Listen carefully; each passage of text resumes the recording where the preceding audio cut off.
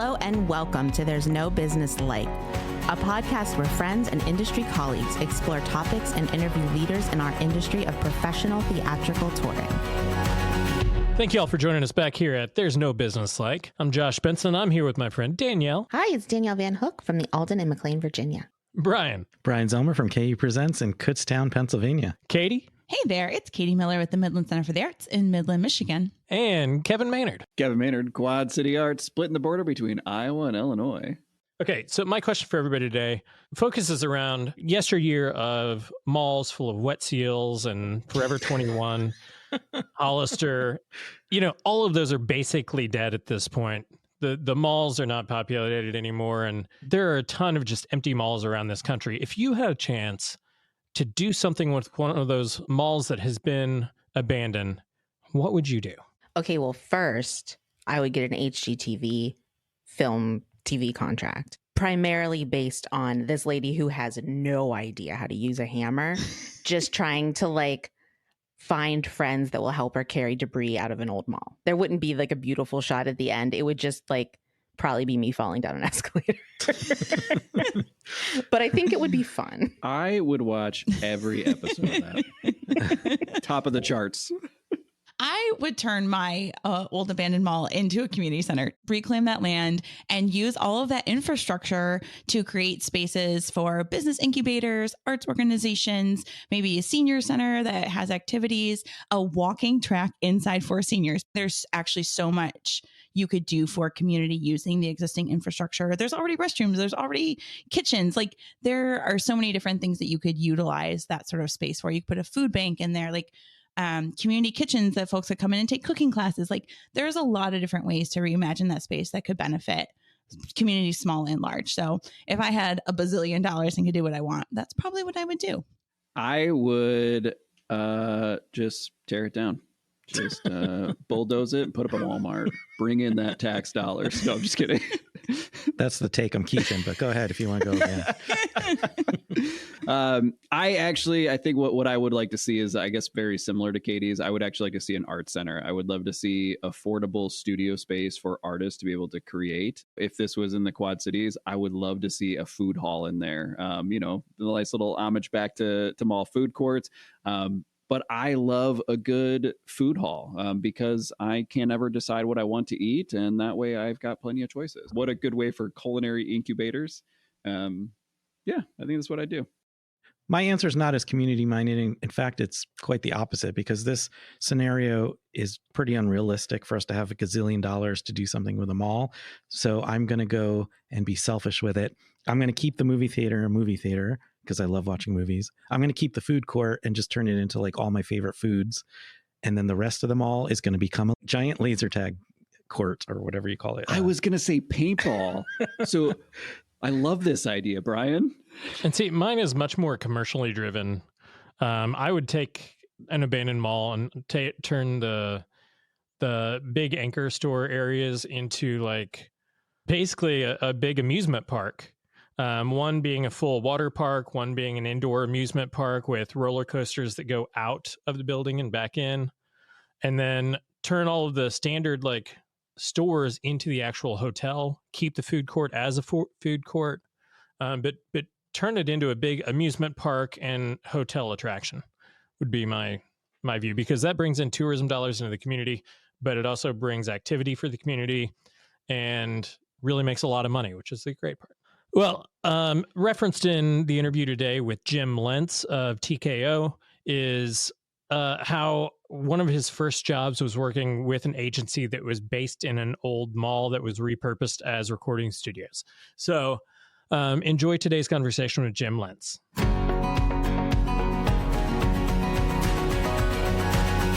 Jim Lenz with TKO Booking Agency. Jim, thanks for joining us today. Great to be here. So let's go all the way back to start with. How did you get interested in the arts industry to begin with? Okay, arts industry for me all started out with music. Been a music fan since I was a kid, and had an older brother, 4 years older, and he was all about music. We shared a bedroom growing up, concert posters all over the place. Through high school, actually, and then started playing the drums in junior high. Played drums in the high school marching band. the symphonic band, and then had a rock band with some friends, all just for fun. I don't ever recall wanting to be a musician professionally throughout my life. We were very into going to concerts, seeing shows. And what kind of music was playing in your room back then? Everything from Eagles, Billy Joel to AC/DC, Led Zeppelin. It was rock and roll. It was easy listening. Jazz was big in our household. So got a good exposure to a lot of different music. And then when I was in high school, we'd get out to go see bands regularly. Grew up in Chicago and had a group of friends. We had fake IDs to get into the bars to go see bands. We didn't care much about, we really didn't. We weren't going out to drink. We were like, oh, we're going to see this band, going to see that band. And one time met a girl there who had just graduated from Purdue University. And her first job that she was doing at the time was working in a booking agency. Thought it was fascinating. We had some great conversation about it. She invited me over to her office. I'm a senior in high school. It's spring, and ended up getting a job, basically like an internish type of a job. I don't remember if I got paid. I think I lied to my parents and said I was getting paid, but I don't think I was getting paid. I think I was just showing up. Got a lot of exposure with that. And in this building. And that was fresh out of high school. Still in high school. And at an agency. Yeah. And started there in April of my senior year. The guy who owned it bought an old retail department store in Hammond, Indiana, and divided it up. There were rehearsal spaces and offices in there. He also was affiliated with a recording studio that was just over the border. They're just over the border in Indiana.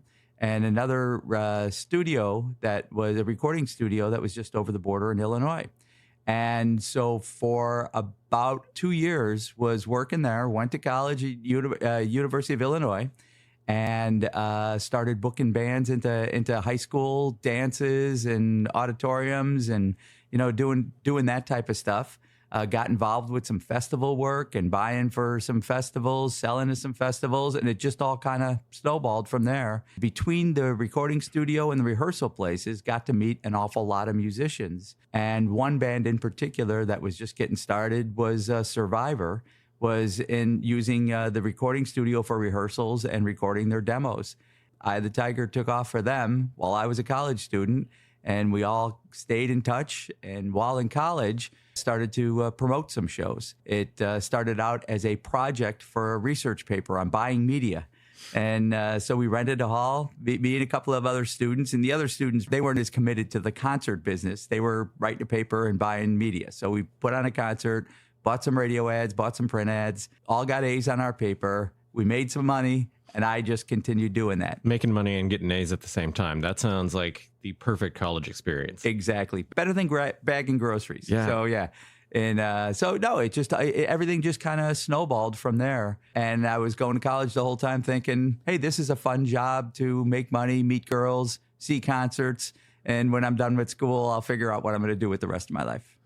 So then that never changed. Yeah. So just kind of took it from there and grew from there. So what happened? College finished. What was your next step and next move coming out of college?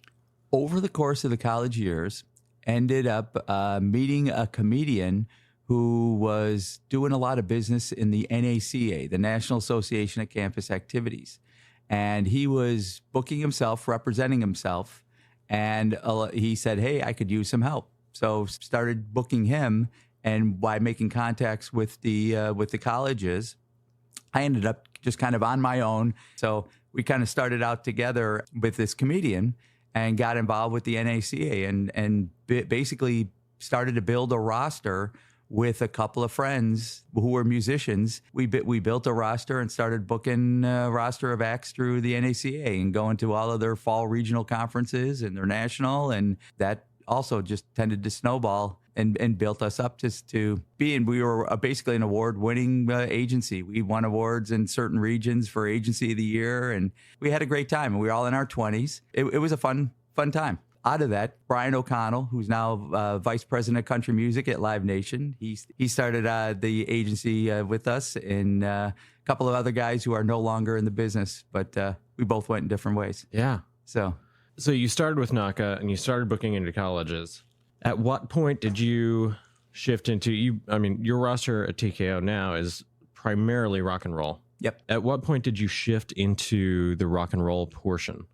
Basically, what happened was when Survivor rode the wave to the top of the mountain, had a series of top 40 hits, and then they took a break. And when they got done with their break, we had a relationship. They said, "Hey, would you be interested in taking us on? Let's all work together collaboratively." I was buying for some festivals around town and got to know some guys at Paradise Artists, and we had a conversation about joining together for that project, which quickly turned into basically we merged our company in with Paradise Artists at that time.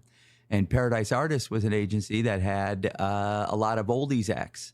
And that's really how I got involved with the arts and coming to the APAP conference and going to the regionals. Our real forefront was a lot of oldies bands. We also had Maynard Ferguson, a jazz trumpet player, and had a handful of other things that were more traditional to the performing arts centers. What was funny is that when I remember getting started in that, and we were first coming here, and the arts market was still a little bit more pure, and what I guess would refer to as a little more stuffy.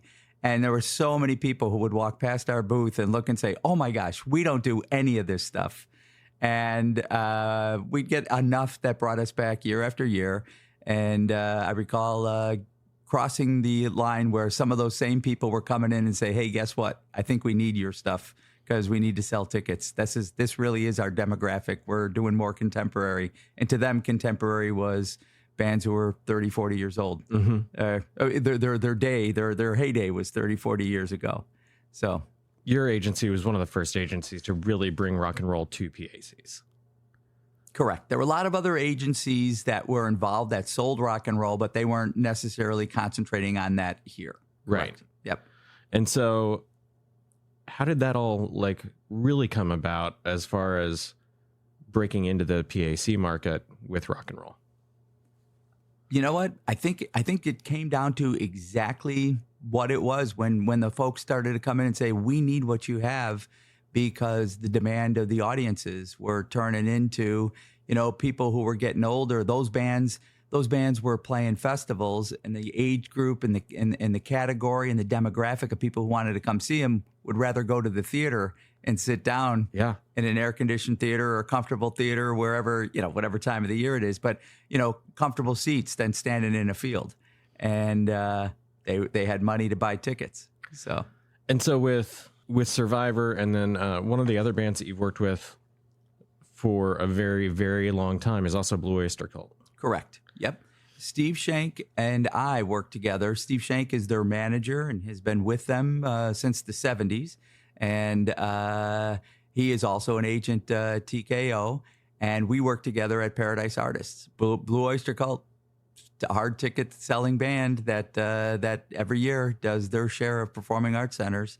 And along with a lot of our other bands. I mean, Mark Farner from Grand Funk Railroad, he's out there selling tickets. We have a new project, Yachtly Crew, that they're in there playing performing arts center selling tickets. It's a lot about selling tickets. At least the stuff that we're selling right now. Can't say it's all about the art, but there is art to it. It's music, it's production, and it's artistic. Yeah. Just in a different way, not in the traditional sense of performing arts. So what would you say is, with Survivor, with Mark Farner, with Blue Oyster Cult, what's the key to maintaining that relationship and keeping them on your roster and associated for so long? Because you don't see a lot of that longevity with agencies in the same way that you've had with those groups. Okay, well, now just to clarify, Survivor has gone through a variety of different changes over the course of their time.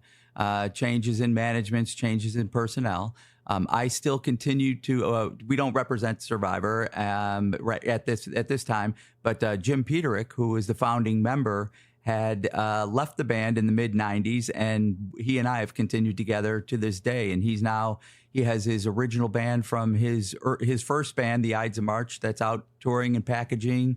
He's writing songs, he's lecturing, he wrote the book Songwriting for Dummies. We represent him for his lectures, pretty much everything he does. And he stays very active. But the longevity really comes through the relationships and concentration on working with people. I've always maintained working in kind of a mid-level agency style and prefer that.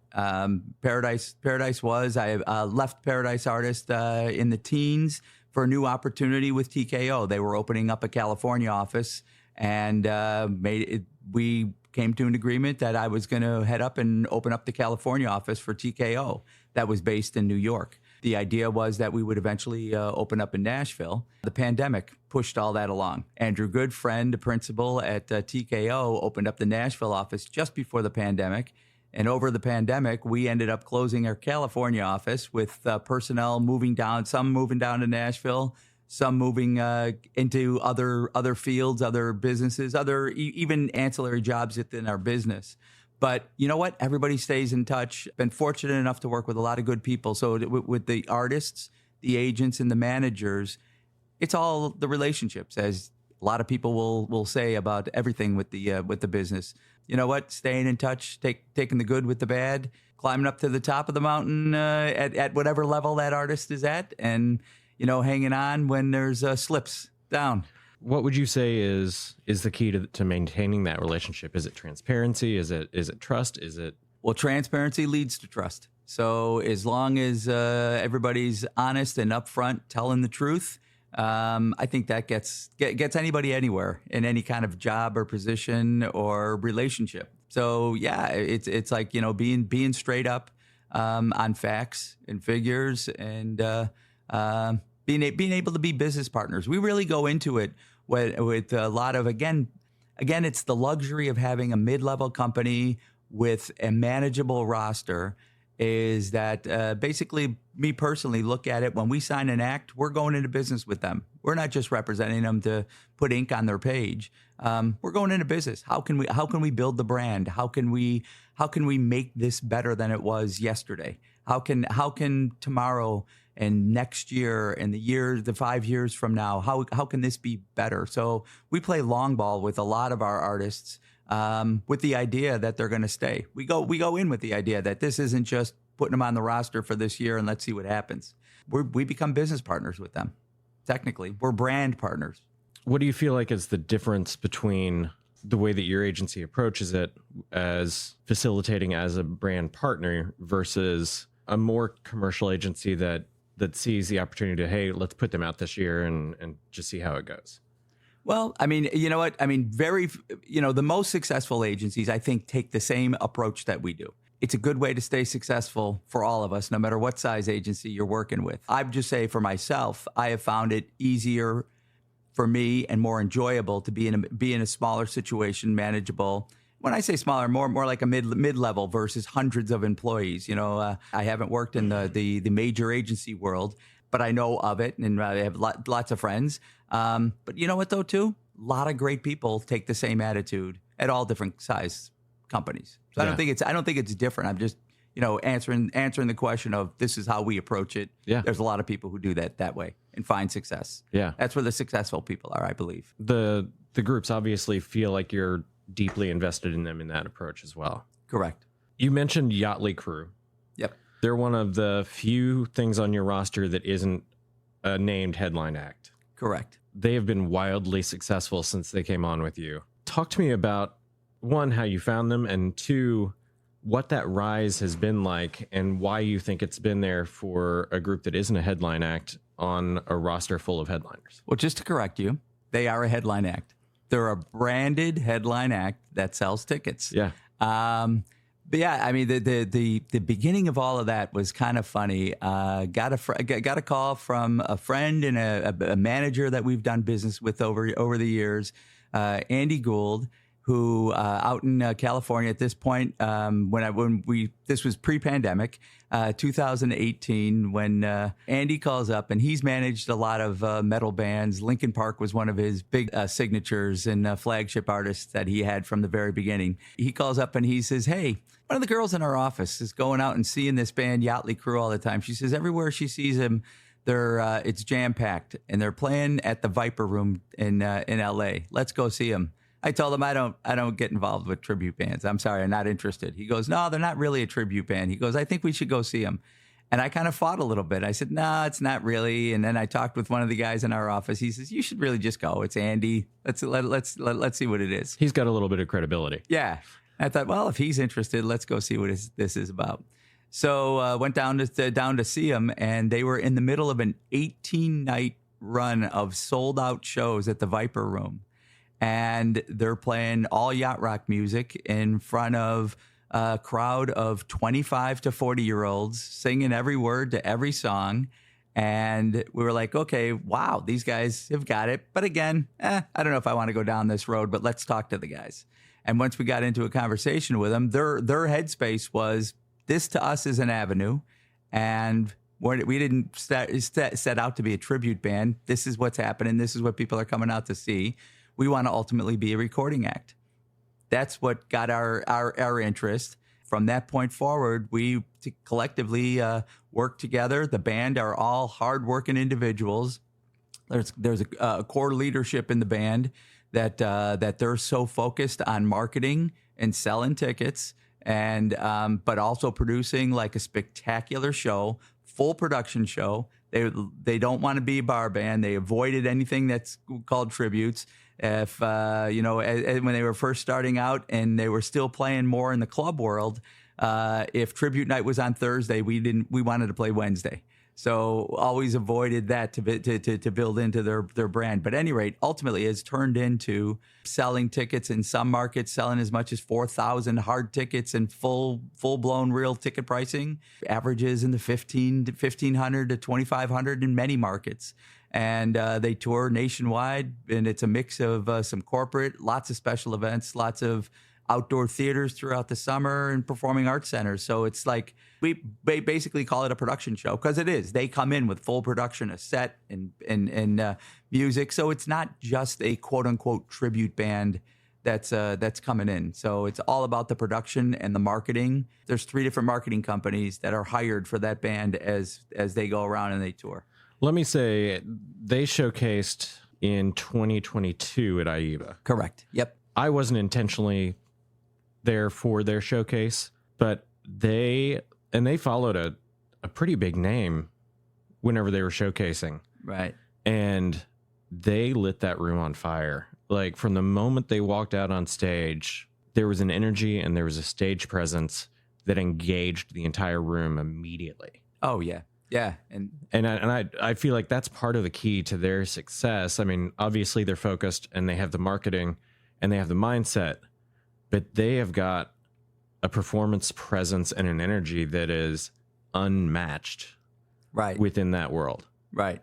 And you know what? They come into every show. I think it was Van Halen who coined this phrase. Somebody from Van Halen says we treat every show like we're playing Madison Square Garden, and that's how we got on our rise. And they have that kind of attitude.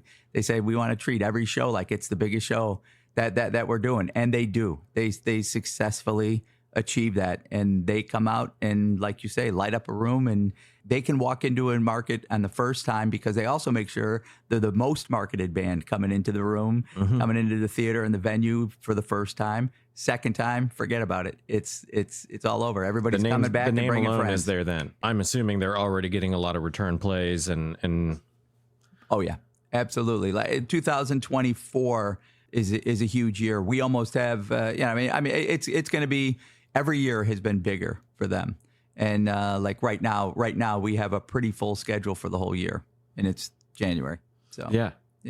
That's, in both talking with you and kind of paying attention to them since I saw them showcase there, they're outselling the people's music that they're covering. In some cases, yeah. And that's mind blowing, all on its own, and speaks a lot to their presence and their production and specifically to their marketing. An artist taking ownership of their marketing is so important right now in the industry with social media and the presence on social media and the importance of social media to access to fill your house. That marketing point and that engagement point for the act is so incredibly important. And I think that's one of the incredibly successful things that they have going for them. Absolutely. Every artist who does take control over their marketing is a step above others out there. That you really have to. It's the modern day. Everyone likes access as far from a fan standpoint. The more information that they can get their hands on, and when I say access, it's the artist Instagram and their social media, and that gives the audience a feeling of access to the artist. In Yachtly Crew's case, too, the other side is just keep pushing up, no matter how things go. I mentioned that they wanted to be a recording act, and they have achieved that. Right now. Last year, they signed a deal with Jimmy Buffett's Mailboat Records and had a release in the summer. And they have a couple of single releases scheduled for 2024. So that's going, but they didn't stop there. They just keep pushing that the envelope. So they're not, and no artist should do this. And successful artists go by, follow the same rule. When you're successful, okay, they hit that level, but they have to keep pushing. And there's no time to stop advertising or stop marketing yourself that, the world is going to take care of it. Yeah, maybe for a very small percentage, and that's in a whole different world. But in the level that we're talking about, in the performing arts center business and the mid-level of the business, it has to happen all the time. I remember in an advertising class in college, the professor had said, he says, if you just had to advertise and let everybody know about your product and then you could stop because they all know, McDonald's would have stopped advertising years ago. Mm-hmm. Perfect example. Yeah. And so using that model, I think for all artists across the board. And so how much, you have a lot of artists that have been around a long time on your roster. How much do you talk to them and work with them about modernizing their approach from a marketing standpoint? Because the days of headshot and a bio are gone. Like it doesn't work anymore. How much do you engage with the artists to talk to them about getting updated modern materials and content for marketing purposes? You know what? A lot of it's an ongoing process. And a lot of it is born by the requests of the presenters. Different presenters take different approaches. They'll look for something different. It's always that. Like a couple years ago, the big thing that started out is we need a shout out from the artist. Yeah. And then we have a lot of artists too who take that. It's like, I'm not going to go do an invitation. But what we should do is maybe let's create a customized commercial that's going to involve the show. And so people can see what they're buying tickets to, not just me saying, hey, come out and see us. Yeah. And so, artists will take that on themselves and, basically meet the demand of a purchaser. That's just one vague example. But you know what? It's like the purchaser demands and the presenter's demands and a lot of artist creativity who come up with a lot of unique and different ways to promote and be seen and for their audience to know they're coming to town. So it's very much a responsive model to what's being requested is we'll find a way to fulfill it in some way and get you something. It might not be exactly what you've asked for, but we want to get you there fully in response to what the promoter or presenter is asking for. Always ongoing. Yeah. I mean, there's going to be things that artists are going to create. There's going to be things that they're going to follow through by a request. I think everybody has to work together because if we're not selling tickets, none of us are going to have the business for next year. Yeah. So, artist has to sell the tickets. Venue has to sell the tickets. We have to, and we have to be right there and support each side. So we all have this going on next year. Yeah. Yeah. And from my perspective as a presenter, content is king. Especially on the social media front, and having different types of content from a single artist to where I can drop something into a story, I can drop something into a reel, I can also have a horizontal post I can have. But the vertical content has become something that's so important because 98% of people are viewing the content on social media on their phones, which is a vertical format. Yeah. And if you're not putting it out towards that format, you're not maximizing the potential of what's in front of them. Right. And you know what, like you said, doing all different kinds of ways, keeping engaged with the fans, and also attracting new fans. In the access that we talk about with that fans are looking for. Now you see like artists with on their Instagram with their cat, and their love of the outdoors or their hobbies and things like that, which also brings people in. All of a sudden now cat lovers are looking at this particular artist because they were on the cover of Cat magazine or whatever it was, so it's it's again part of the access. It's not just a photo in a bio. Yeah.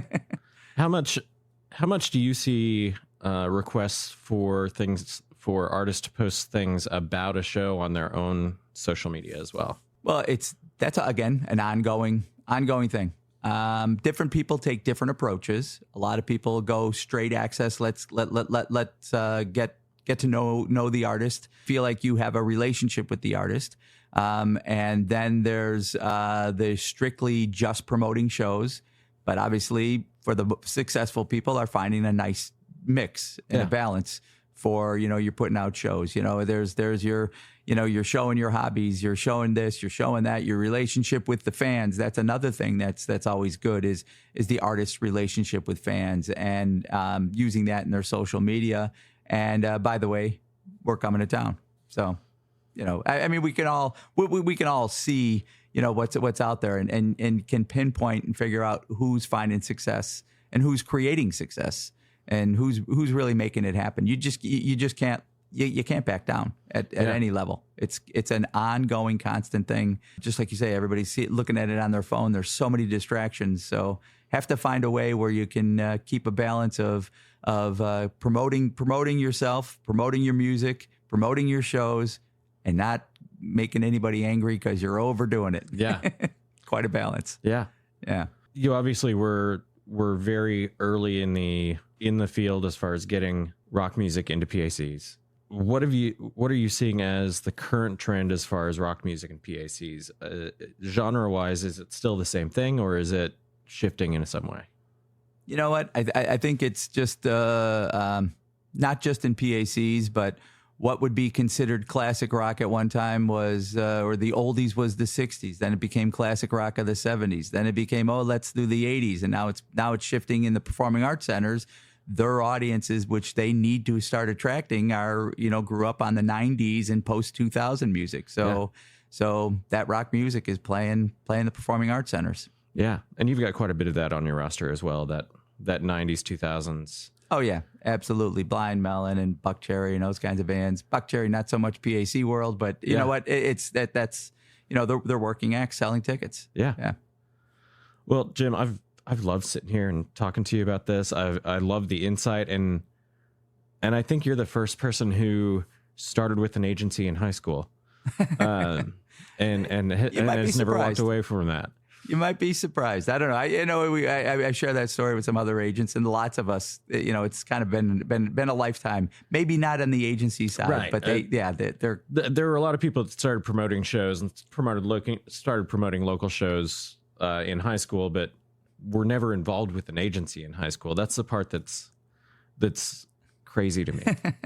Great. Well, it was a lot of fun. And it all happened through a fake ID and dropping into rock shows in Chicago, which is awesome. Exactly. Well, Thanks for sitting down with me. Thanks for your time, Jim. Thank you. Been fun. Thank you, Josh, for bringing us this interview. I have been waiting for somebody to recognize that I forget exactly how he phrased it, but people that are starting to have money to go to performing arts centers would like to revisit tribute bands from the 90s and 2000s. We don't have enough Hanson cover bands. We certainly don't have enough boy band cover bands. Like, where is the Boy George cover band? But finally somebody sees us. Yes. But I appreciate that he recognizes that, we're getting to an age that sometimes we want to sit down. Amen. Amen. Yeah, Josh, I've enjoyed hearing this perspective and diving a little bit more into commercial music and Jim's journey and his choice in particular to stay at the size of agency, kind of that he kept kind of referencing kind of like middle-sized agency, because that's something that works for him. And he can do the kind of work that he wants to do in that size agency at that kind of level. And I really appreciate the intentional choice it seems that he has made to find his niche and stay there and develop those artists and develop that talent and develop that part of the industry versus really bouncing around or trying different things. Like we hear from a lot of people, they do a lot of things. It's also interesting to hear somebody make a really intentional choice like that for their career. Yeah, I thought it was a different way to look at the shout out videos when he was talking about, yeah, we're not going to do that, but we'll do this. And I still get ticket sales from them. I don't know if any of you use them, but once in a while when they come in, I do see a bump. So, I mean, they do play a role sometimes, but I do prefer something a little more meaningful. I think, I think it can help a longer lasting engagement. So I do like the idea of them not just saying no, but offering to do something that's a little bit more meaningful. Yeah. Bouncing off that, Brian, I again appreciate this in-depth conversation, Josh, about marketing and assets. And I think it's interesting that what they're producing in terms of collateral is really driven by presenter requests. And I think it harkens back to the conversation we had with Dina Blizzard about artists really taking responsibility and creating content. This is a slightly different spin on it, but I do think that dialogue back and forth is really important about what do presenters really need in this day and age, and how much we can ask of an artist, and how proactive artists can be to provide those things up front. So there doesn't need to be that dialogue back and forth. Same thing, our conversation with Bill Blagg about how Bill provides all of these things up front. So presenters have what they need from the get-go, and we don't have to spend a lot of time in that conversation back and forth. So clearly this is an ongoing conversation that kind of varies across the industry, but I appreciate that perspective and hearing what he and his artists are willing to do to assist presenters with ticket sales, because he's right. Like, they want to sell tickets, we want to sell tickets, right? And we both had the same end goal. So continuing to work together and figure that out.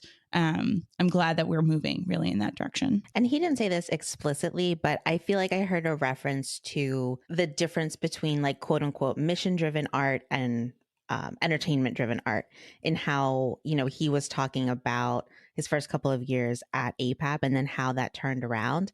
And, it's a conversation that we've had before that, I think is really important. And, we need to remember that a balanced season has a little bit of everything, and that like sometimes getting the people in our building that haven't been there before is by doing some of things that you might feel like are more commercial driven. And, there's space for everybody on the floor. So for me, like, we do a ton of commercial stuff in our venue. We're very heavily commercial driven, and the community responds so well to that. But the beautiful thing about the commercial work is it gets people in the building, and they then discover other things that aren't as commercial.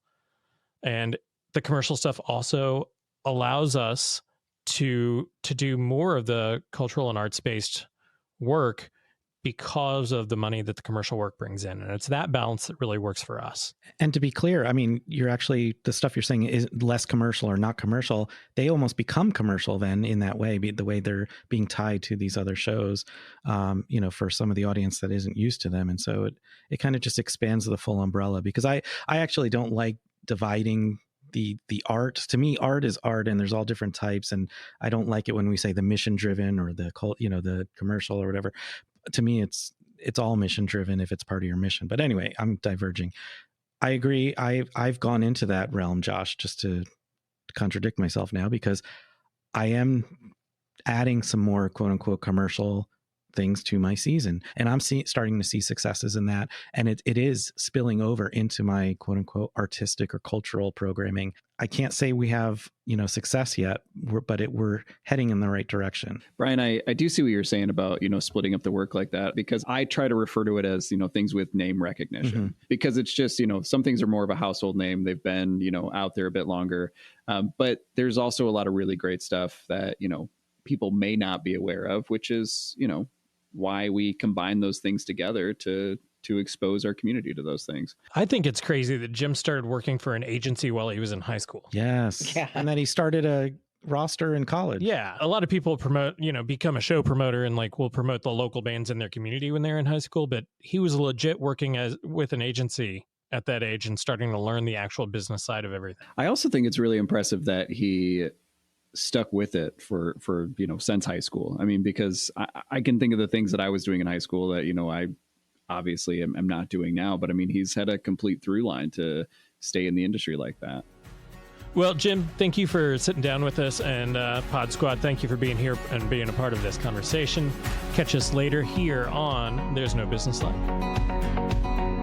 All right, everyone. Thanks for listening to There's No Business Like. Our producers and hosts are Brian Zelmer, Josh Benson, Kevin Maynard, Katie Miller, and me, Danielle Van Hook. Views expressed in this podcast are ours alone and are not reflective of the organizations we are a part of. Keep up with us at nobusinesslife.com. There you'll find links to all of our episodes and socials. If you like this podcast, give us a like, a follow, a review, or our favorite, a 5-star rating. Oh wait, what was that site? I got it, don't worry. It is nobusinesslife.com. Do I sound out bus-I-ness every time I type it? Yep, sure do. Stay in touch, my friends.